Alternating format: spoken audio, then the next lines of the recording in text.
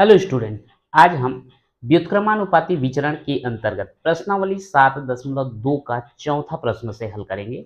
मैं हूं परमानंद पटेल। स्वागत है आपका आपके अपने चैनल PN पटेल क्लासेस पर।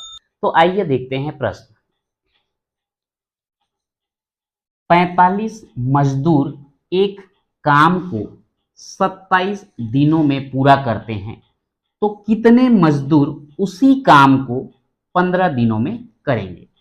काम वही है लेकिन करने वाले लोगों की संख्या यानी कि मजदूरों की संख्या जो है बदला जा रहा है। 45 मजदूर 27 दिन में करते हैं। अगर उस 27 दिन में जो काम पूरा किया जा रहा है उसको हम 15 दिनों में करवाना चाहें, तो 15 दिनों में करवाना चाहेंगे तो निश्चित रूप से मजदूरों की संख्या क्या करना पड़ेगा, हमको बढ़ाना पड़ेगा। यानी कि दिन की संख्या को हम कम कर रहे हैं तो मजदूरों की संख्या को बढ़ाना पड़ रहा है।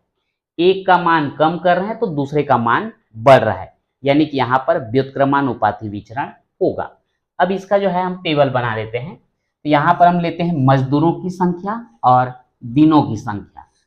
मजदूरों कर देता हूं, मजदूरों की संख्या और दिनों की संख्या। तो 45 मजदूर अगर रहते हैं तो उस काम को कितने दिन में कर रहे हैं, 27 दिन में। अब कितने मजदूर, तो यहां पर हम इसको x1 y1 लेते हैं, तो इसको हम ले लेते हैं x2 और यहाँ पे y2 की जगह कितना आ जाएगा, 15। 45 मजदूर 27 दिन में, तो कितने मजदूर 15 दिन में करेंगे।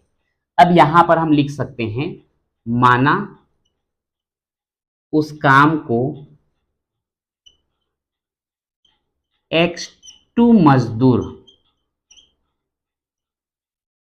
15 दिनों में करेंगे, मान लिया हमने, ठीक है।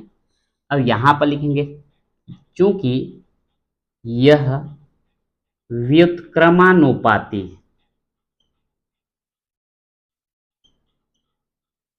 विचरण में है, इसलिए x1 y1 बराबर x2 y2। x1 बोलने से क्या हो जाएगा, 45 गुणित y1 27, x2 ये हमको ज्ञात करना है और y2 15। चूंकि x2 के जगह में 15 का गुणा हो रहा है, इधर ले आएंगे तो क्या हो जाएगा, भाग हो जाएगा। 45 गुणित 27 बटे क्या हो जाएगा, ये 15। अब इसको 3 से कटा दीजिए, 3 पंचे 15, 3 निया 27, 5 एकम 5, 5 निया 45। तो यह आ गया आपका 9 गुणित 9 बराबर x2, या x2 को हम इधर ले आए तो 9 गुणित 9 यानी कि 9 निया 81। x2 क्या है, मजदूरों की संख्या, तो यहाँ पे 81 की क्या हो गया, मजदूर हो गया। आंसर क्या लिखेंगे, अतः उसी काम को 81 मजदूर 15 दिनों में पूरा करेंगे, और ये हो जाएगा हमारा आंसर। तो यहां पर जो है केवल आपको ये पहचानना है कि वो अनुक्रमानुपाती विचरण में है या व्युत्क्रमानुपाती। व्युत्क्रमानुपाती विचरण में है तो उसका नियम लगाएंगे, अनुक्रमानुपाती विचरण में रहता है तो उसका नियम लगाते हैं और उसको जो है हल करते हैं। दूसरा प्रश्न देखते हैं। एक बस 30 किलोमीटर प्रति घंटा की चाल से 6 घंटे में एक निश्चित दूरी तय करती है। उसी दूरी को वह बस किस चाल से केवल 4 घंटे में तय कर लेगी। दूरी निश्चित है, एक स्थान से दूसरे स्थान जाना है, उसकी दूरी निश्चित है। अगर बस की चाल कितना रहे, 30 किलोमीटर प्रति घंटा, तो कितने घंटे में पहुंचते हैं, 6 घंटे में। अगर उसी दूरी को 4 घंटे में हम पहुंचना चाहें, ध्यान रखना दूरी सेम है, 6 घंटे में कब पहुंच रहे हैं, जब चाल यानी कि स्पीड जो है 30 किलोमीटर प्रति घंटा है। अगर हम 6 घंटा के बजाय 4 घंटा में पहुंचना चाहें, मतलब जल्दी पहुंचना चाहें, तो उस कंडीशन में क्या करना पड़ेगा, यहां पर चाल को हमको बढ़ाना पड़ेगा। यानी कि समय का मान हम कम करना चाह रहे हैं तो चाल को कैसे करना पड़ेगा, बढ़ाना पड़ेगा। तो एक का मान घटाने पर दूसरे का मान बढ़ रहा है, यानी कि यहां पर भी व्युत्क्रमानुपाती विचरण होगा। अब इसका जो है सारणी बना लेते हैं। चाल ले लिया है किलोमीटर प्रति घंटा। अगर चाल जो है हम 30 किलोमीटर प्रति घंटा लेते हैं तो समय कितना लिया जाता है, 6 घंटा। अब चाल कितना करेंगे, हम इसको x2 मान लेते हैं, तो कितने घंटे में पहुंच जाएगा, 4 घंटे में पहुंच जाएगा। तो यहां पर लिखें, माना उसी दूरी को 4 घंटे में तय करने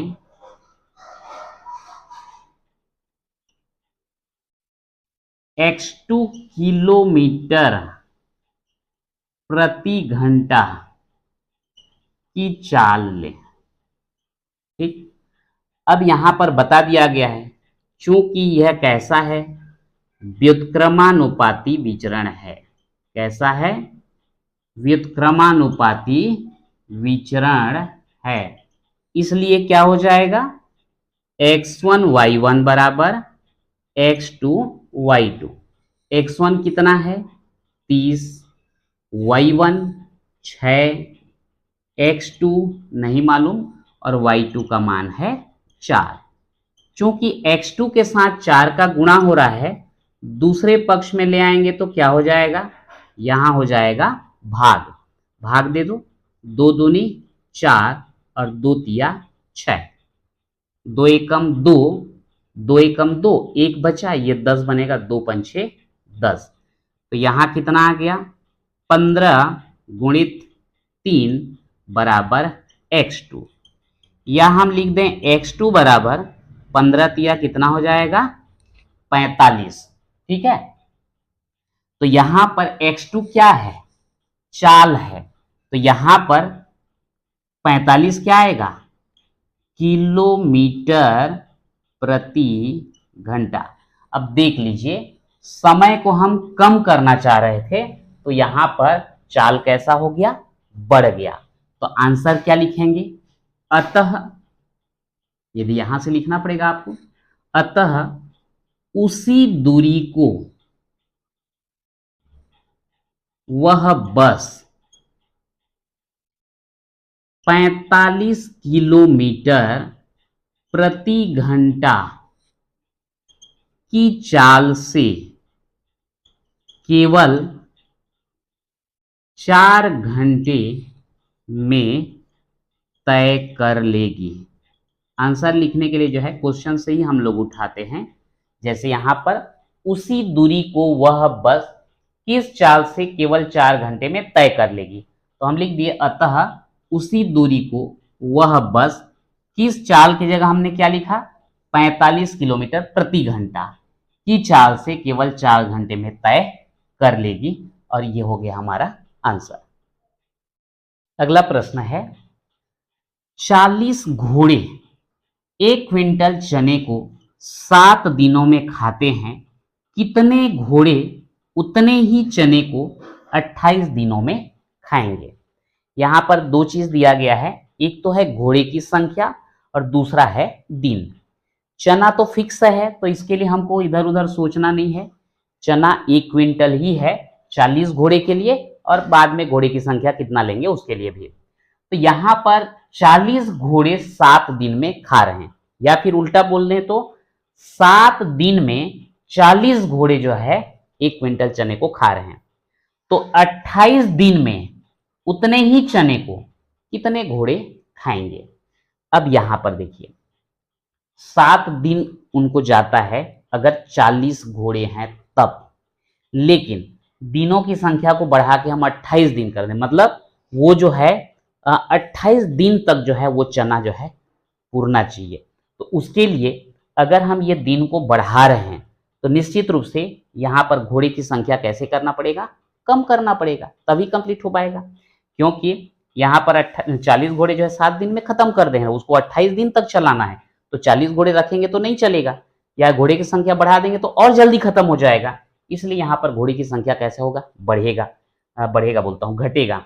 दिनों की संख्या बढ़ रहा है तो घोड़े की संख्या घटेगा, यानी कि कौन सा विचरण, व्युत्क्रमानुपाती विचरण है।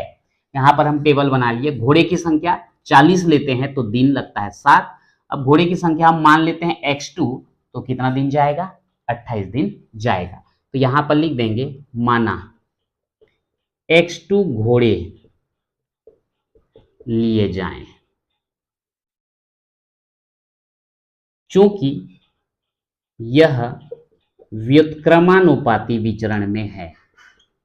व्युत्क्रमानुपाती विचरण क्यों है ये लिखने की आवश्यकता नहीं है, आपको समझना है और यहाँ पे लिख देना है। क्योंकि यह व्युत्क्रमानुपाती विचरण है इसलिए क्या होगा? x1 y1 बराबर x2 y2। x1 कितना है?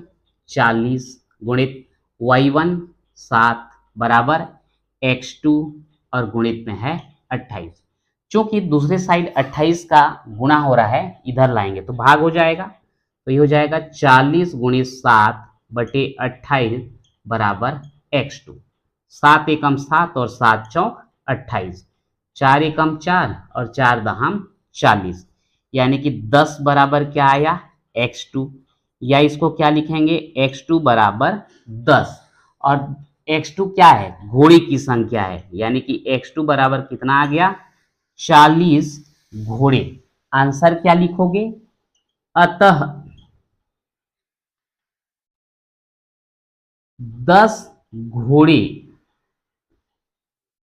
उतने ही चने को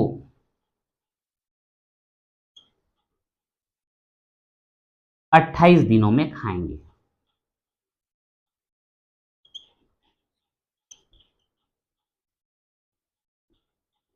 और ये हो जाता है आपका आंसर। तो इस प्रकार आज हमने व्युत्क्रमानुपाती विचरण से संबंधित 3 क्वेश्चन कवर किया, चौथा, पांचवा और छठवां। तो आज के वीडियो में इतना ही, मिलते हैं नेक्स्ट वीडियो में।